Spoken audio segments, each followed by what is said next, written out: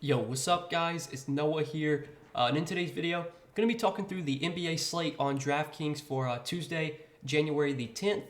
We do have a 7-game slate for Tuesday. Another decent sized slate. Had 6 games yesterday, 7 games today. I think this whole week there's going to be like anywhere from like 6 to 10 games. It's like a decent sized slate every day. So 7-gamer for today. Going to go game by game, give you guys my quick thoughts on this slate, what I do like, taking a first look on Monday night. Before we do get started with the breakdown, though, as always, if you guys do enjoy these DFS videos, if they do help you out, please hit that like button down below, hit that subscribe button if you have not yet. And if you guys are new to the channel and you have not checked out PrizePicks yet, PrizePicks is the sponsor of this video. You guys can sign up for PrizePicks, use my promo code NOLA. You will get your first deposit matched up to $100 when you do sign up with my promo code. For those of you that never heard about PrizePicks, they're a player prop site. So it's a little bit different than DraftKings and FanDuel. It's not like a site where you build out a lineup and you compete against other players. It's just you versus their projection. So you take over or under, more or less on a player's projection. You have to find at least 2 picks you like. You can make up to a 6-pick entry though. You can win up to 25x your money on PrizePicks. You can also mix and match sports, so you can make like multi-sport entries. It's a lot of fun. You guys definitely need to be playing over there. If you're not signed up for PrizePicks yet, use that promo code NOAH when you do sign up, and you will get your first deposit matched up to $100. But let's go ahead and talk through Tuesday's 7-game slate, and we'll start off with the first game of the night, the Pistons and the Sixers. So for the Sixers today, we got some injury news to monitor here with Joel Embiid. So Joel Embiid is questionable for this game. I think Embiid has been out like the last 2 or 3 games. If Embiid does stay, if he does remain out, obviously that benefits James Harden, Tyrese Maxey, Tobias Harris. All these guys benefit. D'Anthony Melton benefits a little bit. And then last game, we did see Montrezl Harrell start at center. I think a lot of that had to do to the fact that, PJ Tucker was not playing.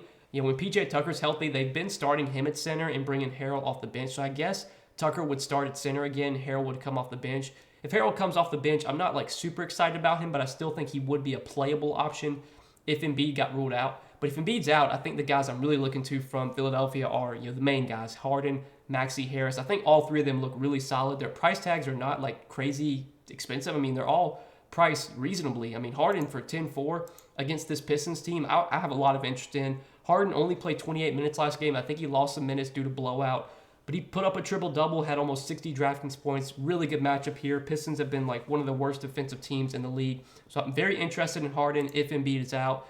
Very interested in Maxey. Very interested in Tobias Harris as well. The rest of Philadelphia, though, I'm not super interested in.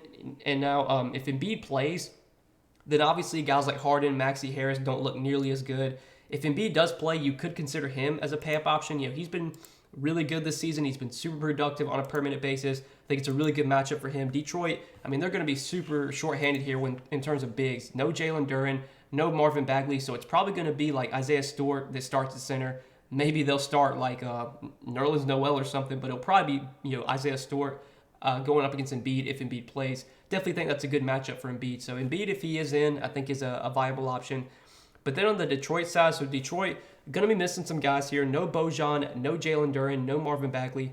Without Bojan, we can expect there to be a lot of usage available. Bojan is a guy that does soak up a lot of usage in this Pistons offense, so that should benefit Killian Hayes, should benefit Jaden Ivey. These price tags, $5,700 for Hayes, $5,200 for Ivey. I think both these guys look pretty solid. I normally don't get excited about rostering many Pistons, but I think you have to look to some of these guys. I mean, their most expensive player is $5,700. It's very likely that somebody's going to do well from the Pistons here, unless they just get blown out.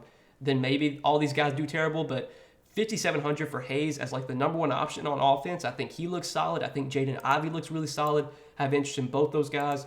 And then obviously without Duren, without Bagley, I mean, Isaiah Stewart's going to have to play a lot of minutes here. As long as he can avoid foul trouble, I think he plays like 35, 36 minutes. He's 5,100. He's got power forward and center eligibility. He looks like one of the best plays on the slate. And then, Alec Burks, I think, benefits a little bit without Bojan. He'll probably play a decent amount off the bench. Should have good usage. I think he's in play for value. I think Saddiq Bey might start. If Saddiq Bey winds up starting in place of Bojan, I think he'll be a pretty good value at $4,600.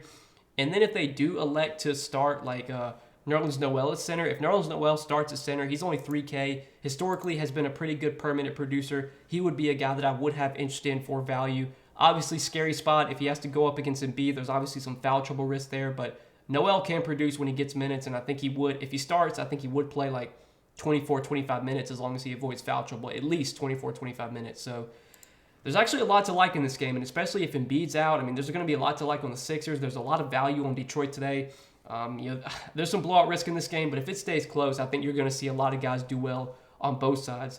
Even, like Hamidou Diallo, I didn't even mention for value, but I think without Bojan, he probably gets more minutes. He might even start today. Like, he's going to be someone worth considering for value. So, yeah, there's a lot to like on both sides of that game.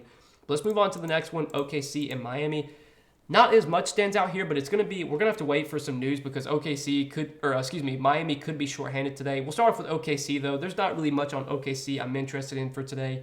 SGA is always in play. I think this is a tougher spot, though. Not a guy that I'm really going out of my way to pay up for. The rest of the Thunder, Giddey, Jalen Williams, Dort, I'll pass on these guys. 7-game slate. I think there's just other guys I'd rather roster. I know Kendrick Williams has been getting some minutes lately. He did start at center last game. Really tough matchup if he has to go up against Bam and if he is starting at center. But Kendrick Williams has actually been relatively productive when he does get minutes. He did play 25 minutes last game. If he does start at center again, I think at 3,900, he's an okay value play. I don't mind going there. But that'll do it for that OKC side. Really not much on OKC for me. On the Miami side, though, a lot to keep an eye on here. So Bam Adebayo and Tyler Hero are both questionable for this game. Obviously, if they play, it's a pretty good matchup, especially for Bam. We've seen centers just put up huge games against OKC this season. OKC gives up a lot of points in the paint. They really struggle to rebound. Really, really good matchup here for Bam if he's in. Now, the price tag at 9,100 doesn't make him a standout play, but I would have some interest in Bam today if he's able to go. Butler and Hero, I think, are just okay options. Neither one stand out at their price tags. Kyle Lowry is out, so without Kyle Lowry, should see more minutes for Victor Oladipo, more minutes for probably a Gabe Vincent as well. Vincent, I believe, is expected to play. He's probable. I don't know who's going to start for Lowry. They could go with Max Strus and just let Hero play point guard, assuming Hero plays. They could go with Gabe Vincent. If Gabe Vincent starts, I think he'll be a solid value. They might start Oladipo. I doubt it though. But if Oladipo starts, he could be in play for value. He's only 5,300. I think even if Oladipo comes off the bench, he's still probably going to play 28, 30 minutes, which does put him on my radar. And if they do start Max Strus is only 4,500. I think he would be someone worth considering for value here. And then in a scenario where Bam and Hero are both out, then that just completely changes things. If Bam and Hero are both out, absolutely love Jimmy Butler. Jimmy Butler would be one of the best plays on the slate if Bam and Hero are out. Victor Oladipo would look great. Max Strus would look like a great value. Gabe Vincent would look like a great value. Dwayne Dedmon would look like a great value if he were to start for Bam. So a lot kind of up in the air right now with Miami. Right now, there's not a ton I love on Miami, but that will definitely change if Bam and or Tyler Hero do get ruled out. That'll be something we have to keep an eye on. But let's go ahead and move on to the next game, Charlotte and Toronto. Start off on the Charlotte side. Charlotte's not a team I have much interest in for today. It's definitely a tough matchup here against a good Raptors team that plays pretty good defense. Not a matchup that I really want to target LaMelo Ball in. I think this is definitely a tough matchup for LaMelo. Toronto's a team that traps a lot. They put a lot of pressure on the ball. So I don't know if this is the best spot for LaMelo. He's someone you can always pay up for. He's usually always, at this price tag, he's never really going to get a ton of ownership. So he's a low-owned tournament play, I think. Rest of Charlotte, though, Terry Rozier, Mason Plumlee, probably going to pass on these guys. Gordon Hayward, I believe, is doubtful. Once again, he is. So with Gordon Hayward doubtful, we should see Jalen McDaniels continue to start. He's been playing pretty good minutes as a starter, been relatively productive. Again, don't love the matchup, but I think at 5,300, McDaniels he's an okay value. He's going to play 32, 34 minutes, which does at least put him in play. But yeah, not much on Charlotte here. It's really just LaMelo as a tournament play, McDaniels as a value, and that's probably it. I don't like much on the Hornets. On the Toronto side, though, really good matchup here for the Raptors. I think Pascal Siakam is in a fantastic spot here. We've seen the Hornets just get killed by big men, give up a ton of fantasy points to centers. I think Siakam could definitely crush in this matchup. He's a pay-up option that I do like quite a bit, and normally at this price tag with the team fully healthy, I don't really ever go out of my way to play Siakam, but he is definitely going to be someone that I have interest in that potentially could make my main lineup. Fred VanVleet at 8,300, I don't mind either. I think it's a really good matchup for VanVleet. We know Charlotte plays fast. They don't play any defense. It feels likely that somebody from Toronto is going to do well here. Maybe it'll be Siakam, maybe it'll be VanVleet, maybe it'll be Barnes or OG, but I think somebody's going to have a good game here. I think Siakam's my favorite of the main Raptors guys, But I don't mind sprinkling in some VanVleet, don't mind sprinkling in some Barnes or OG, or even like Gary Trent. But I would say my favorite play from Toronto is probably Siakam. I think the matchup, though, is so good overall that, again, I think we're going to want to get some exposure to the Raptors, with one of these guys. But that'll do it for that game. Let's move on to the next one, Cleveland and Utah. So for Utah today, I don't like much on the Jazz. It's not the best matchup against a good Cavs team that plays relatively slow, plays good defense as well. Lauri Markkanen's super expensive, 9,700. Like, I'll pass on Lauri Markkanen here. I know he's been great this season, but not the best spot for him. Jordan Clarkson, don't love the matchup for him either. Conley, Vanderbilt, like none of these guys really stand out. I will say that without Kelly Olynyk, we should see Walker Kessler start at center. He's 4,700. He's not like super cheap. The matchup against Cleveland is obviously not the best either. But Kessler is a really good permanent producer, and we've seen when he does get minutes, he can put up good games. So honestly, my favorite play from Utah today is probably Walker Kessler, assuming that he does start.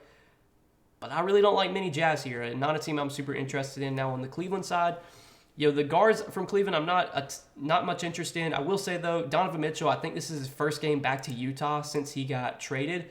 These teams did play earlier this season, but I think it was in Cleveland. It was in Cleveland. So this is Donovan Mitchell's first game back to Utah. Obviously, big narrative here. Mitchell going back to Utah. I mean, he might have a big game. I think 9,600. He's not a standout play by any means, but he's he's a viable tournament play. I wonder if his ownership's going to get really inflated though because of the narrative. I doubt it. I don't think he's going to project that well. Mitchell's a low-owned option. Garland, I'm not super interested in here.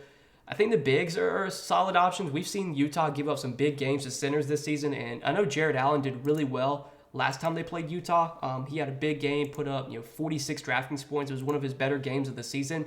They give up a lot of points in the paint. They're a bad rebounding team. I think it's a really good spot for Jared Allen.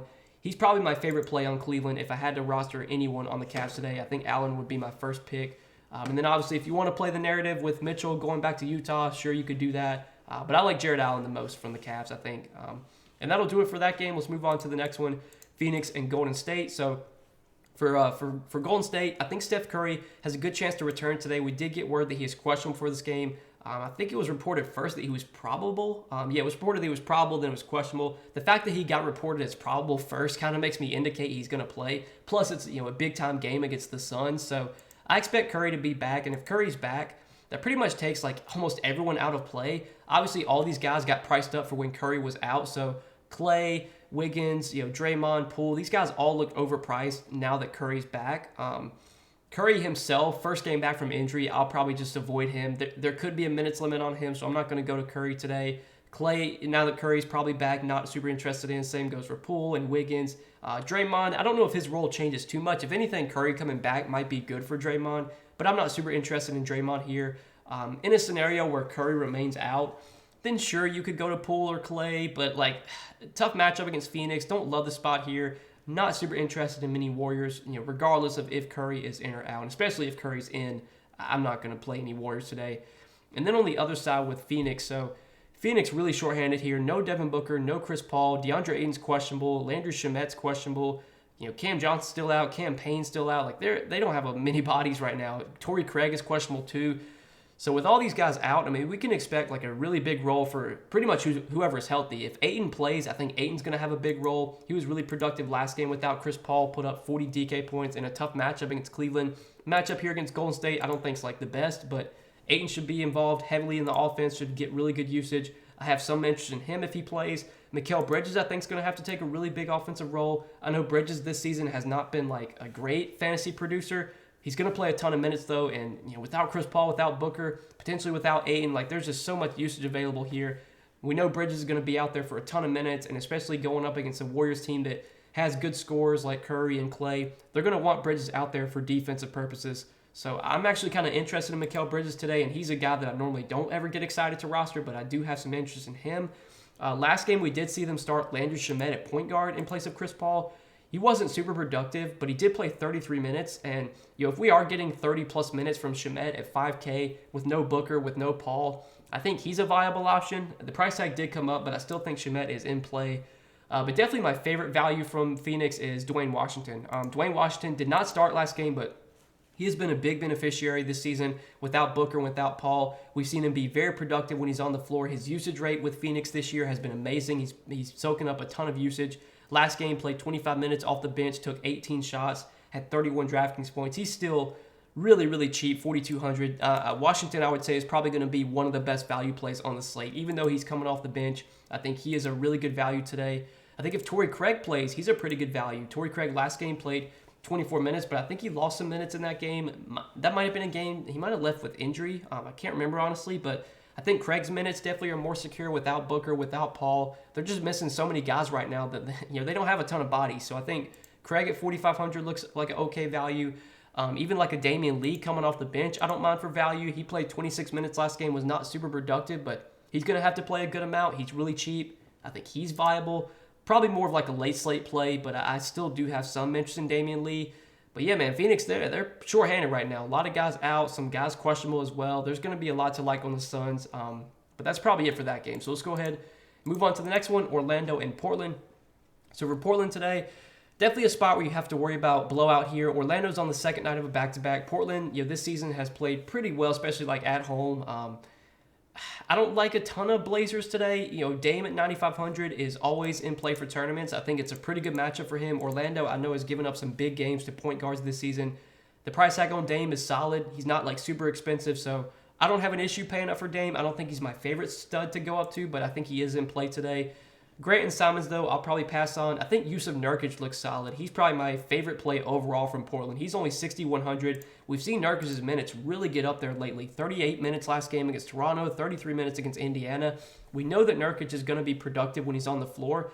He just needs to get the minutes, and as of late, he's been getting really big minutes. I think the matchup against Orlando is fine. I think this is a matchup Nurkic can definitely have success in, so really like Yusuf Nurkic at 6,100. I think he's, my favorite play on Portland. But that'll probably do it for the Blazers. There's really not much I like here besides Nurkic and then maybe going to Dame. On the Orlando side, second night of a back-to-back here for Orlando. I don't really want to be rostering a ton of Magic on a back-to-back in a game that has blowout risk. Banchero, I'll probably pass on. Wagner, Wendell Carter Jr., I'll probably pass on. Wendell Carter Jr. did start at center again on Monday, and Wendell Carter Jr. has been productive when he's gotten minutes. He's a fantasy point-per-minute player.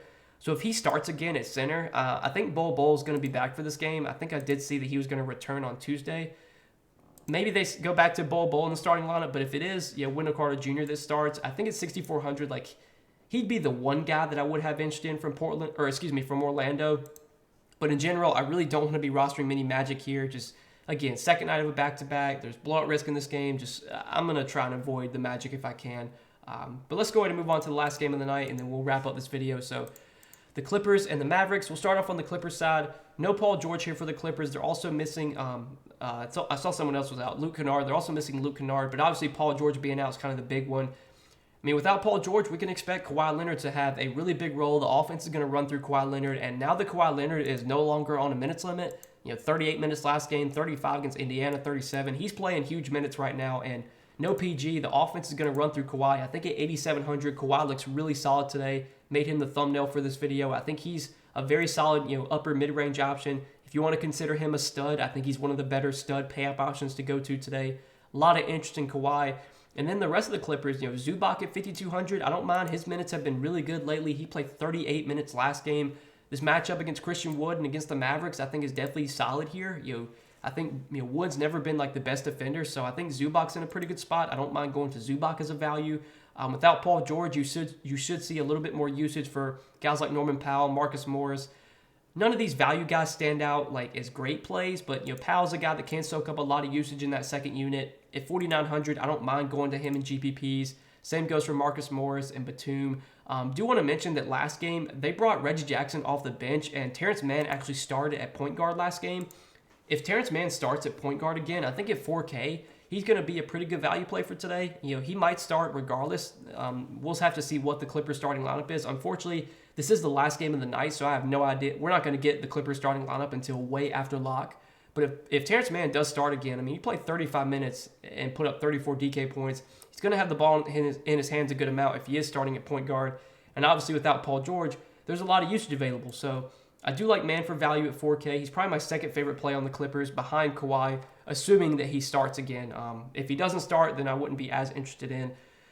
interested in him, I should say. But that'll probably do it for the Clippers. And then on the other side with the Mavericks, so big news here with Luka. I mean, Luka's questionable for today. Obviously, last game of the night, so I don't know when we're going to get an update on Luka. It could be after lock. We could get a mid-afternoon update. If Luka plays, I don't have an issue going to Luka. It's going to be tough to pay 12.6 for him just because right now, I mean, there's actually some value on the slate. If more value opens up and I can get to Luka, I think Luka's always someone you can pay up for. But right now, Luka's not like a priority for me. He's probably going to be guarded by Kawhi. Don't love that matchup, but obviously, Luka's matchup proof anyway. In a scenario where Luka gets ruled out, then, I mean, we know who benefits without Luka. Christian Wood, Spencer Dinwiddie, Tim Hardaway Jr., all those guys would benefit a little bit. They did get priced up, though. Wood is $8,600, Dinwiddie's $7,100, Tim Hardaway Jr. is $6K. I wouldn't say that these guys would be, like, slam dunks, but I still think they would be pretty solid options. I mean, Christian Wood's been really good lately. I think it's a pretty good matchup for him. The price tag at $8,600 does not make him a standout play, but I think he would be a viable option if Luka got ruled out. I think Dinwiddie would look really solid. Dinwiddie would probably be my favorite play of the bunch between him, Wood, and Tim Hardaway Jr. I think I would like Dinwiddie the most there if Luka does sit.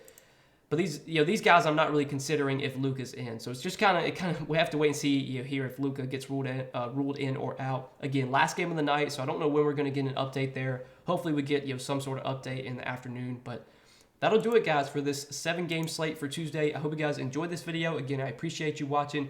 Hit that like button if you guys enjoyed this video. Hit that subscribe button if you have not yet. And again, if you guys have not checked out PrizePicks is the sponsor of this video. You guys can sign up for PrizePicks. Use my promo code Noah. You will get your first deposit matched up to $100 when you do sign up for PrizePicks with my promo code. Definitely check them out if you have not yet. But good luck on this Tuesday slate, guys. Hope you all have a good night. Enjoy your Tuesday. Hopefully we can all win some money tonight, and I'll see you guys in the next video.